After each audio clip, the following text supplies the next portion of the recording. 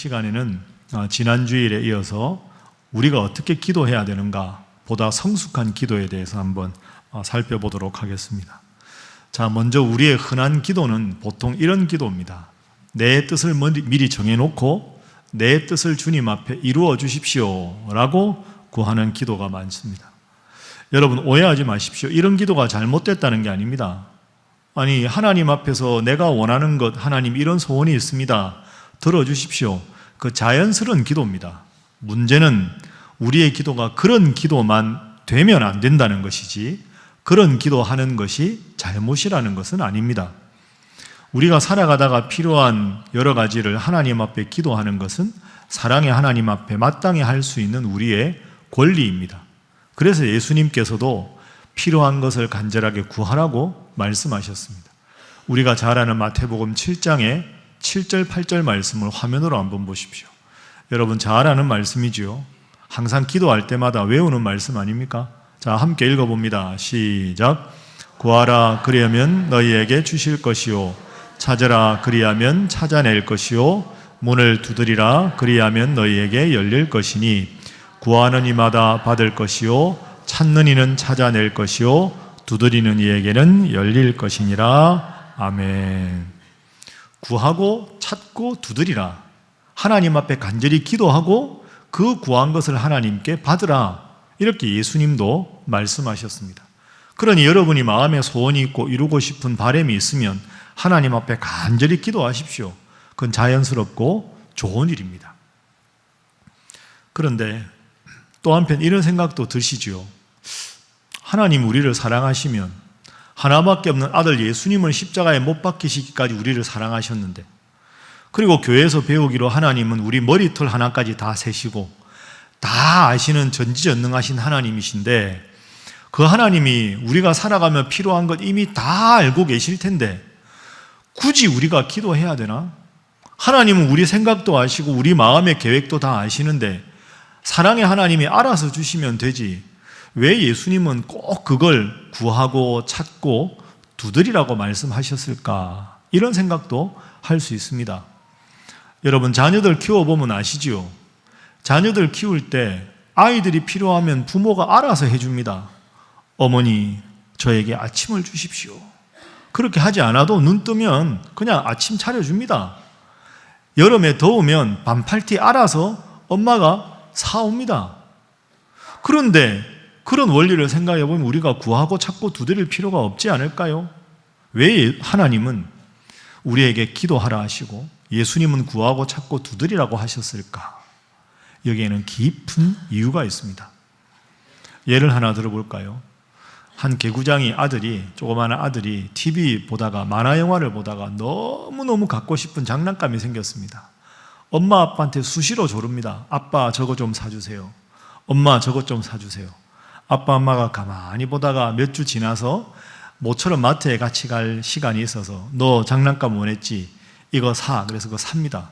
그럼 그걸 애 품에 탁 안겨주면 애가 뭐라고 합니까? 아빠, 세상에서 아빠가 제일 좋아요. 기분 되게 좋은 순간입니다. 몇천 원, 몇만 원 들여서 세상에서 내가 제일 멋진 사람이 되는 거죠. 그런 말할 때는 야, 얘가 크지 않았으면 좋겠다, 그런 생각이 들기까지 합니다. 엄마가 세상에서 최고 좋아요? 아빠가 세상에서 최고 좋아요? 아이가 왜 그런 말을 할까요? 이유가 있습니다. 내가 간절하게 바라는 것을 엄마 아빠한테 말씀을 드렸는데 엄마 아빠가 그걸 알고 사줬으니까 기쁜 겁니다. 그런데 여러분, 이런 경우도 있습니다.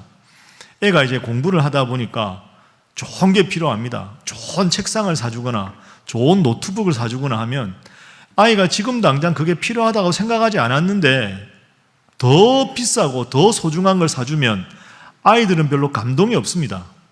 분명히 부모 입장에서는 장난감보다 훨씬 비싸고 아이한테 훨씬 필요한 것이라고 해서 사줬는데 아이가 그걸 왜 필요한지 아직 절실하게 느끼고 입으로 말하기 전에 그걸 사주면 더 좋은 거라고 해도 감사가 없습니다. 여러분, 이것이 영적인 원리로 똑같이 적용이 됩니다. 왜 우리가 기도해야 할까요? 기도하지 않아도 하나님은 다 아십니다. 그러나 우리가 기도하고 받아야 아빠 엄마에게 고마움을 표시하는 아이처럼 하나님 은혜 감사합니다. 내가 하나님 앞에 기도했더니 하나님이 들으셨다는 걸 마음으로 느껴야 더 감사가 넘치고 은혜가 넘치기 때문입니다.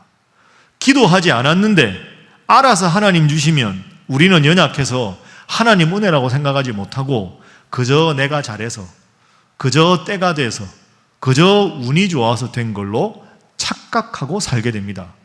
그러다 보면 점점 기도하지 않는 겁니다. 기도 안 해도 알아서 주시는데 내가 왜 기도해야 돼? 그러다 보면 복의 근원이 하나님이신데 복의 근원인 하나님 앞에 기도하는 습관조차 잃어버리게 되는 거죠. 그게 바로 6절 말씀입니다. 자, 우리 6절 말씀 한번 보죠. 거룩한 것을 계획에 주지 말고 진주를 돼지 앞에 던지지 말라. 저 6절은 7절과 아무런 관계가 없는 게 아니고요. 저 7절은 6절과 반드시 연결해서 읽어야 합니다. 여러분, 개가 거룩한 것이 얼마나 좋은 건지 압니까? 압니까? 모르잖아요. 모릅니다. 돼지가 진주 소중한 걸 알까요? 모릅니다. 그러니까 거룩한 것이 얼마나 귀한 것인지 개는 모르고요. 돼지에게 진주를 주면 먹을 거 아니라고 역정을 냅니다. 우리가 기도하고 받지 않으면 하나님이 진주 같은 값진 걸 주시거나 거룩하고 소중한 것을 주셔도 그걸 보고 되려 불평하는 개나 돼지와 다를 바가 없다는 거죠. 여러분 꼭 기억하십시오. 여러분이 필요한 것 있으시지요?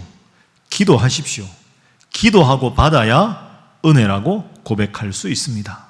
그래서 쉬지 말고 기도하라 성경 말씀에 기록되어 있는 겁니다. 인생 살아가다가 하나님 앞에 감사할 일이 있으면 감사하시고 꼭 필요한 것 있으면 하나님 앞에 작은 것이라도 간절히 기도해서 하나님께 받아야 은혜 고백이 가능합니다. 더 열심히 기도해서 은혜 가운데 살아가는 우리 신일의 모든 성도들이 되시기를 주님 이름으로 축복합니다. 지금까지 말씀드린 게 우리의 일상적인 기도입니다. 내가 원하는 것을 하나님 앞에 구해서 받는 경우. 근데 이보다 더 성숙한 기도가 있습니다. 더 나은 기도, 더 훌륭한 기도는 바로 이런 기도입니다. 한번 따라해 보시죠. 나를 통해 주님의 뜻이 이루어지게 하소서. 그죠? 내가 원하는 걸 일방적으로 하나님 앞에 달라고 하는 기도도 의미가 있지만 나를 통해서 하나님이 이루고자 하는 뜻을 저를 통해서 이루어지게 해 주십시오 하는 기도가 더 성숙하고 우리가 지향해야 할 기도입니다. 오늘 본문 말씀은 예수님께서 겟세마네 동산에서 기도하시는 장면입니다. 십자가에 달려 돌아가시기 전날 겟세마네 동산에서 우리 예수님께서 기도하셨습니다. 자, 어떤 마음이셨을까요? 여러분, 내일이면 예수님이 십자가에서 달리셔서 끔찍한 죽음을 맞이하셔야 합니다. 아무리 예수님이라도 마음이 힘드시지 않았겠습니까? 얼마나 괴롭고 불안하셨을까요? 그 괴로움과 불안함이 오늘 본문에 그대로 기록되어 있습니다. 자, 37절 화면 한번 보십시오. 베드로와 세베대의 두 아들을 데리고 겟세마네 동산에 가셨습니다. 예수님 마음은 고민하고 슬퍼하셨습니다. 십자가를 내가 져야 하나? 이어지는 38절도 보십시오. 이에 말씀하시되 내 마음이 매우 고민하여 죽게 되었으니 너희는 여기 머물러 나와 함께 깨어 있으라 하시고 내 마음이 매우 고민하여 죽게 되었다. 십자가의 그 끔찍한 형을 받으시는 게 너무너무 불안하고 고민되고 걱정이 앞섰다는 거죠. 그 뒷부분이 참 우리 가슴을 저미게 하지 않습니까? 나와 함께 깨어 있으라. 얘들아, 나와 함께 있어다오. 내가 지금 너무 괴롭다. 내가 십자가에 죽어야 할 것을 생각하니 너무너무 힘이 든다. 나와 함께 하자. 이렇게 말씀을 하셨습니다. 자, 이어지는 예수님의 기도의 본질을 볼까요? 39절 보십시오. 자, 함께 읽어봅니다. 시작. 조금 나아가서 얼굴을 땅에 대시고 엎드려 기도하여 이르시되 내 아버지여 만일 할만하시거든 이 잔을 내게서 지나가게 하옵소서. 그러나 나의 원대로 마시옵고 아버지의 원대로 하옵소서 하시고. 아멘. 예수님 마음에는 두 가지가 함께 있습니다. 한편으로는 아버지 하나님 이 잔을 내게서 옮겨주십시오. 더 쉽게 말하면 하나님 제가 꼭 십자가에 죽어야 하나요? 이 잔, 십자가에 죽는 그 십자가의 잔을 가능하시면 좀 옮겨주십시오. 죽지 않게 해주십시오. 또 한편, 그런데 내 뜻대로 하지 마시고 정말 내가 십자가에 죽어야 한다면 아버지의 뜻대로 하게 해주십시오. 그러니까 예수님은 지금 밤새도록 이 두 가지 마음이 교차하고 있습니다. 저는 목사지만 이래서 저는 예수님이 좋습니다. 처음부터 기도할 것도 없이 나는 십자가에 죽겠다 이렇게 말씀하셨다면 예수님이니까, 나와는 다르니까 이럴 수 있는데, 예수님도 밤새 고민하셨잖아요. 안 죽을 수 있으면 아버지 안 죽게 해주십시오. 죽어야 한다면 죽음을 받아들이게 해주십시오. 밤새 이런 고민을 하셨다는 것이 인간적인 모습이고, 그래서 우리는 예수님께, 예수님의 이름으로 하나님께 기도할 수 있는 거죠. 이렇게 갈등하시다가 마지막에 마음에 결심을 하십니다. 42절 한번 보시죠. 자, 함께 읽습니다. 시작. 다시 두 번째 나아가 기도하여 이르시되 내 아버지여, 만일 내가 마시지 않고는 이 잔이 내게서 지나갈 수 없거든 아버지의 원대로 되기를 원하나이다 하시고, 예수님은 십자가에 달리는 것을 불안해하셨습니다. 괴로워하셨습니다. 그러나 아버지의 뜻이 그것이라면 그 뜻대로 하겠습니다. 그렇게 받아들이셨지요. 그걸 받아들이셨을 때 마음의 평정을 누릴 수 있었고, 십자가를 당당하게 지고 가는 용기를 하나님께서 허락해 주셨습니다. 이 이후로 예수님은 마음의 추호의 움직임이, 그리고 흔들림이 없었습니다. 오늘 본문과 병행 본문이 요한복음 18장인데요 11절 말씀을 화면으로 한번 보십시오. 11절에 예수님께서 이렇게 말씀하셨습니다. 요한복음 18장 11절. 아버지께서 주신 잔을 내가 마시지 아니하겠느냐? 나는 이제 십자가를 지고 간다. 자, 오늘 본문 46절도 한번 볼까요? 46절 말씀 한번 보십시오. 함께 읽어봅니다. 시작. 일어나라, 함께 가자. 보라, 나를 파는 자가 가까이 왔느니라. 아멘. 한번 따라해 보시죠. 일어나라, 함께 가자. 여러분, 참 예수님이 훌륭하신 분입니다. 그렇게 마음이 흔들리셨는데 마음의 결심을 딱 하고 나서는 일어나라, 함께 가자 하고는 제자들을 독려해서 십자가를 담담하게 지러 가셨습니다. 이후로 예수님은 추호의 마음에 어려움이 없으셨습니다. 대적자들이 조롱과 채찍질을 해도, 제자들이 전부 뿔뿔이 흩어져 도망을 가도, 총독 빌라도가 신문을 해도, 십자가에 벌겨벗겨진 채로 달리셨어도, 십자가 아래 그 수많은 사람들이 조롱을 해도 아무런 마음의 요동이 없이 끝까지 십자가를 지시고 돌아가셨습니다. 그렇게 하나님의 뜻대로 순종했을 때 하나님은 예수님을 3일 만에 부활시켜 주셨습니다. 그리고 예수님을 온 인류의 구원자가 되게 하셨고, 오늘도 우리가 예수님을 구원자로 믿고 이 자리에 올 수가 있게 된 거죠. 여러분, 그렇습니다. 어렵지만 이게 성숙한 기도입니다. 내 뜻대로 내 뜻을 정해놓고 하나님 앞에 이루어 달라고 하는 기도도 의미 있는 기도지만, 더 훌륭한 기도는 하나님의 뜻에 저를 도구로 써주셔서 저를 통해 하나님의 뜻을 이루어 주십시오 하는 것이 훌륭한 기도입니다. 이것이 우리가 지향해야 할 성숙한 기도입니다. 여러분을 통해서 하나님의 뜻을 이루어 드리고 하나님께서 여러분을 통해서 기뻐하시는 그런 성숙한 기도하는 여러분 모두가 되시기를 주님 이름으로 축복합니다. 자, 우리 옆에 분들과 인사 한번 하겠습니다. 열심히 기도하시기 바랍니다. 인사를 참 잘하십니다. 우리 성도들이 얼마나 인사를 잘하는지 모릅니다. 가끔은 너무 인사를 잘하셔서 인사만 잘하시는가, 실제로 그렇게 살아가시는가 이런 생각이 들기도 합니다. 혹시 이런 마음 안 드십니까? 목사님, 예수님 십자가 지신 것, 주님 뜻을 이루어 드리는 건 좋은데 나는 그렇게 무시무시한 십자가 말고 좀 작은 것만 좀 주시면 좋겠고, 인생의 즐거운 일은 내가 열심히 하겠는데 어려운 건 좀 안 하시면 좋겠습니다. 그런 마음 드시죠? 예. 아닌 척하고 앉아 계시지 않습니까 지금? 인생의 고난은 안 왔으면 좋겠습니다. 내 인생의 십자가는 이제 졸업했으면 좋겠습니다. 혹시 그런 생각하십니까? 너무 걱정하지 마십시오, 여러분. 하나님도 사람 봐가면서 하십니다. 그러니까 너무 그렇게 걱정할 거 없습니다. 그런데 또 한편 인생에 어떻게 고난이 없겠습니까? 인생이 어떻게 즐거운 일만 가득하겠습니까? 즐거운 일도 있고 기쁜 일도 있고 고난도 있고 힘든 일도 있습니다. 성경에 비유하면 고난은 넓은 길입니까? 좁은 길입니까? 좁은 길입니다. 여러분, 좁은 길 가는 거 좋으십니까? 부담스러우십니까? 용감하게 대답하시는군요. 부담스럽다고. 그렇죠. 좁은 길은 다 싫어합니다. 그런데 안 갈 수 없습니다. 인생이 어떻게 좁은 길이 없겠습니까?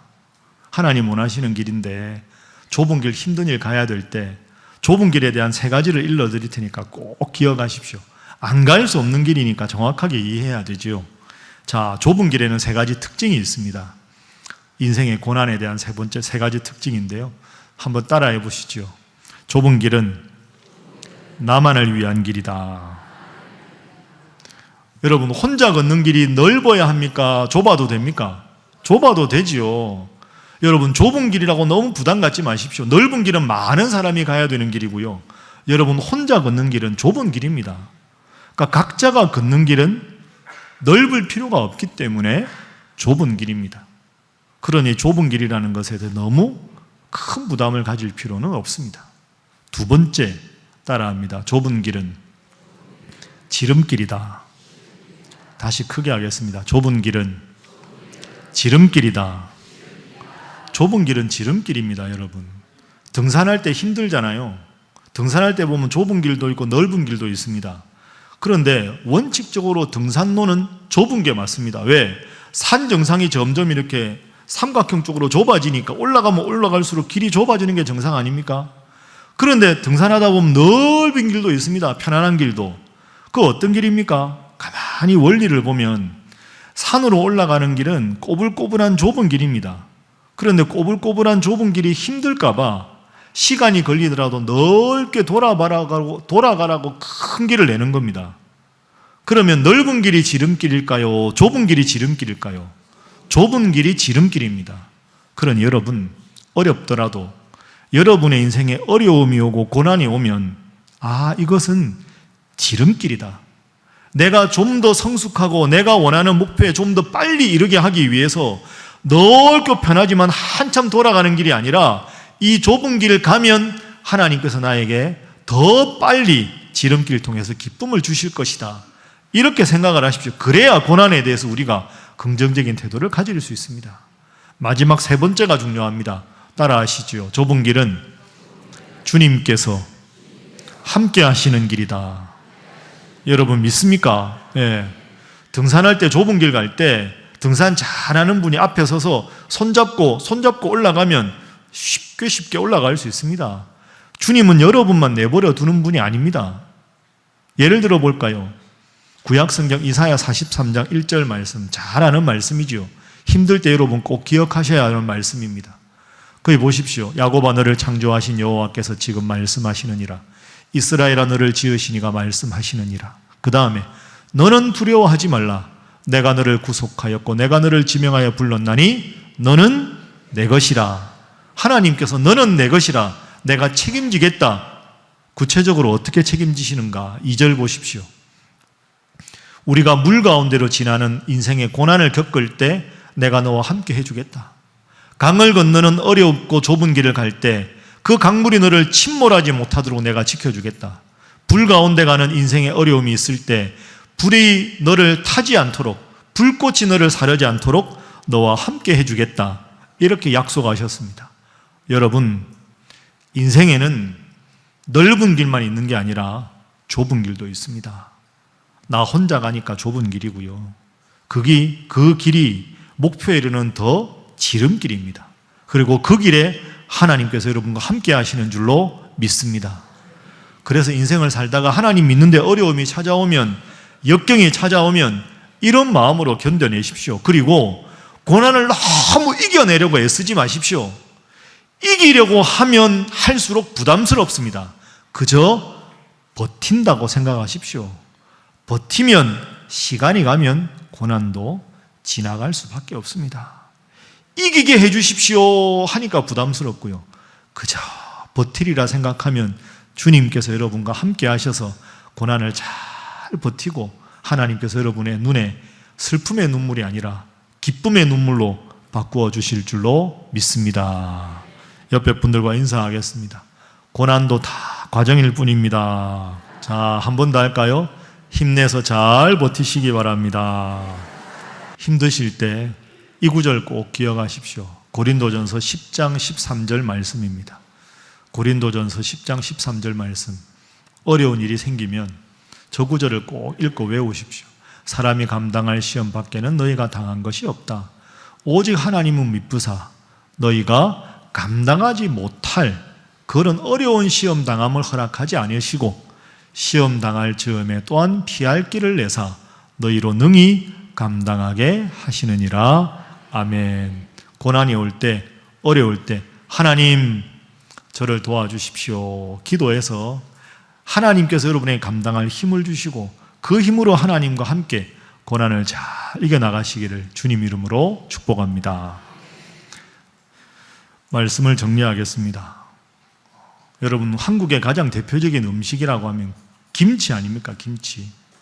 김치가 제대로 맛을 내려면 배추가 좋아야 하는데요. 배추가 5번 죽어야 김치가 맛이 있답니다.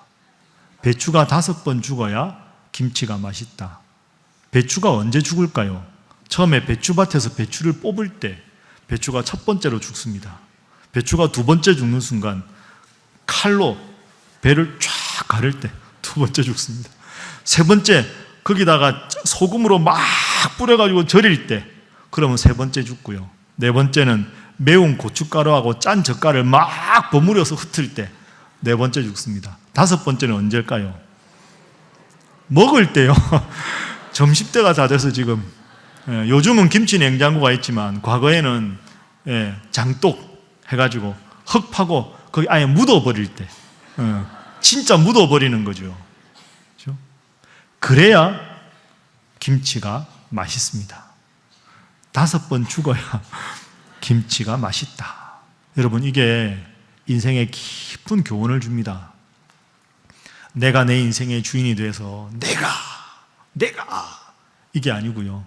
하나님 말씀 앞에 나를 복종시키고 나의 욕심 내려놓고 나의 자아 내려놓고 내 생각 내려놓고 그저 주님 뜻대로 살겠습니다 해야 우리의 인생에 은혜에 푹 젖어들고 하나님 앞에 깊은 은혜 고백을 하는 훌륭한 성도가 되는 줄로 믿습니다. 이런 말이 있습니다. 믿음은 속도가 아니라 방향이다 하는 말입니다. 믿음은 속도가 아니라 방향입니다. 기도도 마찬가지입니다. 속도가 아니라 방향입니다. 얼마나 이 기도가 빨리 응답되었느냐, 얼마나 남들보다 빨리 많이 기도했느냐가 아니라 방향이 중요합니다.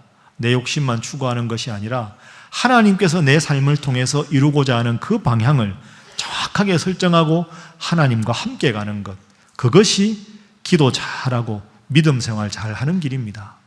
내 뜻대로 마시옵고 아버지 뜻대로 되기를 원하나이다. 그렇게 고백했을 때 하나님께서 예수님을 높이 들어주셔서 온 인류의 구원자가 되어주신 것처럼 이번 한 주간도 기도하시되 간절한 소원을 아뢰기도 하지만 더 성숙한 기도로 주님께서 나를 통해 이루고자 하는 영광, 주님께서 나를 통해 하고자 하는 일을 잘 실천하셔서 구하지 않은 모든 것까지 은혜 가운데 누리는 우리 신일의 모든 성도들이 되시기를 주님 이름으로 축복합니다.